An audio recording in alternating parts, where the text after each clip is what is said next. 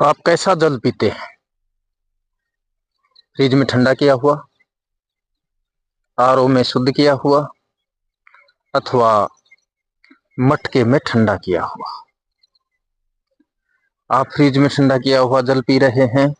वो जल धीरे धीरे आपके शरीर को कमजोर बना रहा है। आपका शरीर धीरे धीरे प्राकृतिक जो आपकी अवस्था है उसमें बदलाव ला रहा है, आपको कमजोर कर रहा है। रही बात मिनरल वाटर की, यदि जहां ज्यादा प्रदूषण नहीं है तो वहां आप मिनरल वाटर को भी यूज करने से बचिए।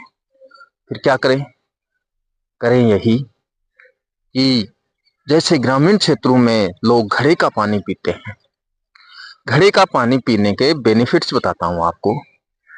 घड़ा मिट्टी से बना हुआ होता है और उसमें सारे प्राकृतिक गुण जो हमारे शरीर की आवश्यकता है, मिट्टी में वो सारे मिनरल्स वगैरह मौजूद रहते हैं। और वो मिनरल्स जो हमारे शरीर के लिए अति आवश्यक हैं, वो मिनरल्स जो शुद्ध किया हुआ जल है उससे निकाल दिए जाते हैं। जिन चीजों की हमारे शरीर को आवश्यकता होती है वो चीजें यदि शुद्धता के नाम पर हटा दी जाएं तो जल में सिर्फ प्यास बुझाने की शक्ति बचती है, शरीर को पोषण देने की कोई शक्ति नहीं बचती। अब शरीर को पोषण देना सिर्फ भोजन का काम नहीं है, जल का भी काम है। आप कैसा जल पीते हो? शास्त्रों में कहा गया है, जैसा पियोगे पानी वैसी बनेगी वाणी। घड़े का जल ग्रामीण क्षेत्र में 99% आज भी पिया जाता है, क्योंकि घड़े का जल का महत्व जो लोग जानते हैं वो कभी भी फ्रिज में ठंडा किया हुआ जल कभी भी यूज नहीं करेंगे।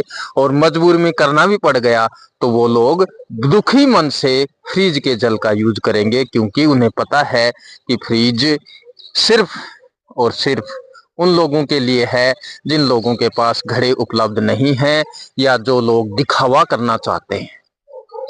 अब सुविधाएं उपलब्ध नहीं है, आपके पास घड़े मौजूद नहीं है तो आप मंगवा सकते हैं। और फ्रीज दिखाने के लिए यदि आप लाए हैं तो आप पीजिए दिखाने के लिए। ज्यादा जल ठंडा होगा, आपका शरीर खराब होगा।